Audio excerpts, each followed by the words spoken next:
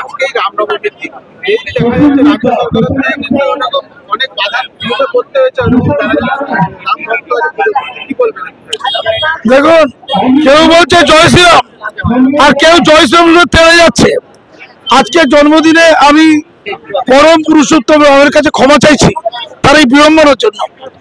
আমি কাজরাপাড়া, আমি চোখে যাদবপুর বিশ্ববিদ্যালয়ে ছিলাম, ওখানে রামনবমী করতে দিতে চাইছিল না। ওখানে ইফতার পার্টি হবে, রামনবমীটা হবে না। রাম নামটা খুব খারাপ। এ কেমন রাজ্য, কেমন দেশ আমি বুঝতে পারছি না ঠিক। তো আমায় কাজরাপাড়া ইনভাইট করেছে আমার বন্ধু রাজু দা, এই নাম দিকে রয়েছিলেন। আর শুনলাম আমার একটা দাদা যিশু দা সব আসবে। আমি খুব প্রাণিত হয়ে চলে এসেছি। ধর্ম, জাতি, বর্ণের ঊর্ধ্বে আমরা সনাতনী, আমরা আদি, আমরা অনন্ত। রামের নামের সাথে ভারতীয় ঐতিহ্য যুক্ত হয়ে আছে। কে কি ধর্ম করে পরের কথা। ইসলাম এসে 1400 বছর আগে, আর রামের দ্রুতির কথা জেনেছে 3000 বছর আগে, তারও আগে। আমার প্রশ্ন হচ্ছে, সম্প্রীতির কথা, ভালোবাসার কথা, সমৃদ্ধির কথা, রাম রাজত্বের কথা আমরা কি করে বলি? আমরা আমাদের নিজস্বতাকে কি করে হারাই? তাই মনে হচ্ছে কাজী মাসুম আক্তারের আসা উচিত। যাদবপুর বিশ্ববিদ্যালয়ে যারা রামনবমী করতে দেয়নি, দিতে চাইনি, তাদেরকে আমি চেতাবনী দিয়েছি। ওখানকার চ্যান্সেলর নমিনি হিসাবে আমি রাজ্যপালকে চিঠি দিয়েছি যে এখানে রামনবমী করতে হবে, হচ্ছে। সেখান থেকে আমি আসছি। কাজরাপাড়া তো তাই হবে। সেই ঐতিহ্যের বাণী, সেই রামের প্রতি শ্রদ্ধা, সেই অভিনন্দন, সেই সমৃদ্ধি আমাদের মধ্যে আসুক। আর প্রেমের বার্তা, শান্তির বার্তা চারিদিকে জাগরুক হোক, এটাই আজকের বার্তা।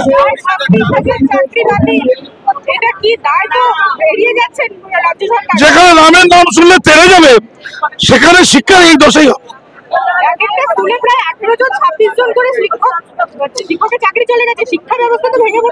26,000 শুধু মানে শিক্ষক নয়, তাদের পরিবার লক্ষাধিক। এই লক্ষাধিক মানুষের মৃত্যুর কারণ হচ্ছে এই রাম বিরোধী মানুষদের মানসিকতা। ফলে একটা তিলোত্তমা নয়, এখানে লক্ষাধিক তিলোত্তমার মৃত্যু। চাকরি করতে করতে চাকরি চলে যাওয়া কি জিনিস অনুমান করতে পারছেন? আমি এদেরকে অনুরোধ করি, আপনারা আত্মহত্যা বা অন্য কোনো পথ নেবেন না, আপনারা লড়াইয়ের পথে যান। দেখলাম আমরা বাংলার সবাই মরে যায়নি, চুরি হয়েছে, 26,000কে লুট করা হয়েছে।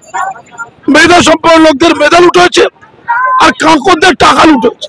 এই দুটো লুটের সমন্বয় হচ্ছে 26,000। এটা সরকার চেয়েছিল, কারণ 26,000 বেতনটা আত্মসাৎ করে, 26,000 বেতনটা আত্মসাৎ করে ওরা এই 26-এর আগে নির্বাচনকে মোক্ষম করবে। এটা ইন্টেনশনালি এই কেসটা মনে হয় রাজ্য সরকার চেয়েছিল, তাই পেয়েছে। কুম্ভীরা শুকোচ্ছে, এই 8 তারিখে করবে, ওটা অভিনয়। পশ্চিমবঙ্গের মানুষকে বুঝে নিতে হবে। ধন্যবাদ। আর বলছি দাদা, যে ওয়াকফের যে বিল পাস করেছে, এদিকে সরকার বিরোধী দলগুলো যেগুলো রয়েছে তারা কিন্তু অনেক অভিযোগ করছে যে ভুল কাজ করেছে। কি করবেন? ওটা যে পলিসি, ভয় দেখিয়ে দাও। কে ছিচি সব মুসলমান তাড়িয়ে দেবে, ওই ট্যাপ মুসলমানরা নেয়নি। এখন ওয়াকফ দিয়ে ভয় দেখাতে চায়। ওটা হচ্ছে ভয়ের প্রীতি, ওটা ভোটের প্রীতি। ভয়ের প্রীতি আর ভোটের প্রীতি জাস্ট বললামই। ওয়াকফ মোল্লারা লুট করলে ভালো, আর সরকার ওয়াকফের নজরদারি করলে খারাপ। এমন বিরূপতা দুধের গাইদের বোকা বানাতে রাখতে পারে, মাসুম আক্তারদের বোকা বানাতে রাখতে।